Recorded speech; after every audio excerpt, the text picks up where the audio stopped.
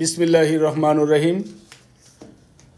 বিশ্ব মুসলিম উম্মার সর্ববৃহৎ ধর্মীয় অনুষ্ঠান ঈদুল ফিতরের আজকের এই দিনে সবাইকে জানাই ঈদুল ফিতরের মোবারকবাদ ও শুভেচ্ছা।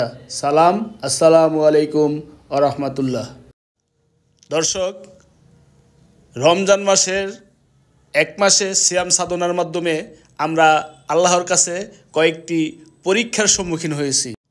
তার মধ্যে একটি হলো নিজকে হিংসা বিদ্বেষ মারামারি হানাহানি থেকে দূরে রাখা এবং নিজ নফসকে নিয়ন্ত্রণে রাখা।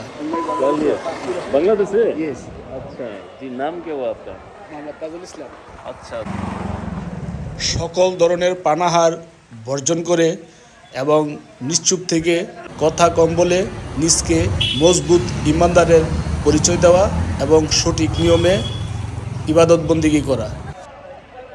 ধন্যাঢ্য ব্যক্তিদ্বয় শরীয়ত মোতাবেক জাকাত প্রদান করা এবং সামাজিক ব্যক্তিরা সাধ্যমতো সমাজের দুস্থ অসহায় মাঝে দান খয়রাত করা।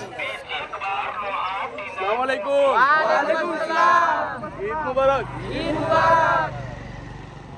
ঈদ মুবারক। ঈদ মুবারক। ঈদ মুবারক। ঈদ মুবারক। সুবারে। আসসালামু আলাইকুম। ওয়া আলাইকুম আসসালাম। ঈদ মুবারক। ঈদ মুবারক। আমি দেখলাম। আসসালামু আলাইকুম। ওয়া আলাইকুম আসসালাম। ঈদ মুবারক। ঈদ মুবারক।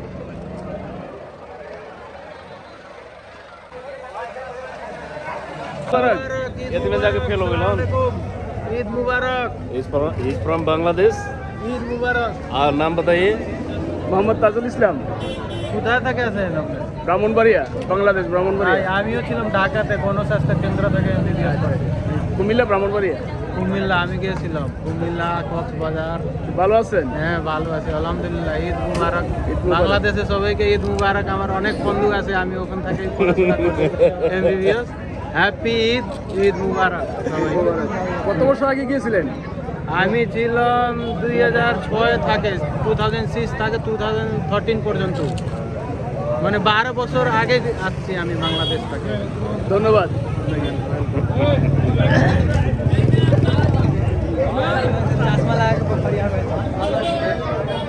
এক মাস রোজার মাধ্যমে আমরা আল্লাহর কাছে এই পরীক্ষাগুলো দিয়েছি। আল্লাহ আমাদের পরীক্ষাকে কবুল করুক এবং সকলকে পবিত্র মাহে রমজানের উসিলায় ক্ষমা করে দিয়ে আমাদের ইমানি শক্তি মজবুত করে দিক। সম্মানিত দর্শক, আপনারা জানেন নেপাল মাত্র 3.5% মুসলিম। তারা সংখ্যাগরিষ্ঠ, একদম নগণ্য সংখ্যাগরিষ্ঠ, কিন্তু তারা যদিও সংখ্যাগরিষ্ঠ হয়ে থাকে তাদের ইমানি শক্তি খুবই মজবুত। তারা 100% সুন্নি আকীদায় বিশ্বাসী এবং তাদের মনোবল দৃঢ়। মুসলিম সংখ্যাগরিষ্ঠ জনসংখ্যা হলেও তাদের একতা খুবই দৃঢ় এবং খুবই মজবুত।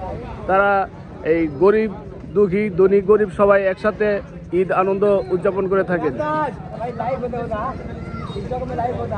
আমি পূর্বের একটা ভিডিওতে বলেছিলাম আমি বর্তমানে যে এলাকায় অবস্থান করতেছি এই বীরগঞ্জ সংখ্যা গরিষ্ঠ, কারণ এই বীরগঞ্জেই সারা নেপালের 1/3 মুসলিম বাস করে। তাই এখানে দেখেন ঈদের আনন্দ এবং আমেজ মানে চোখে পড়ার মতো।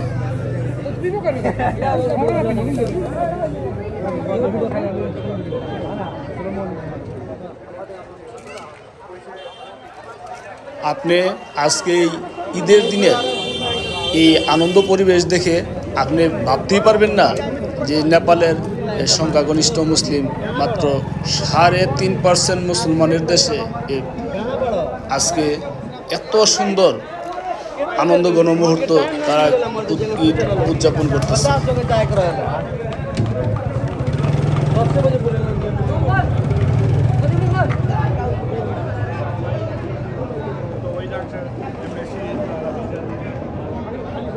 ঈদ মুবারক। ঈদ মুবারক। ঈদ মুবারক।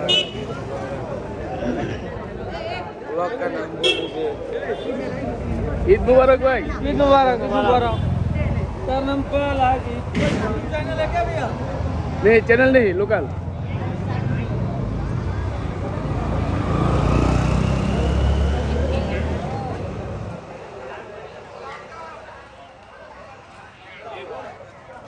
अस्सलाम वालेकुम, ईद मुबारक। वालेकुम अस्सलाम, ईद मुबारक। सलाम भेजो।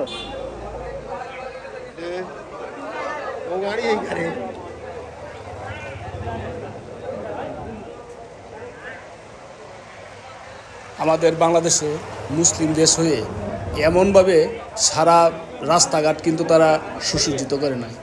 আপনারা খেয়াল করবেন, যেদিকে তাকাবেন রাস্তাঘাট তারা কীভাবে সুন্দর করে সাজিয়েছেন।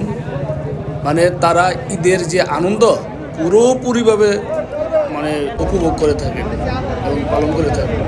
দর্শক, দূরদেশে থেকে নিজের পরিবার পরিজন আত্মীয় স্বজন এবং এলাকাবাসীর সাথে যদিও ঈদ করতে না পারি, ঈদের দিন সকালে তাদের এই আনন্দ ঘন মুহূর্ত দেখে, তাদের এই উপস্থিতি দেখে নিজকে ধন্য মনে করেছি এবং আনন্দ উপভোগ করেছি।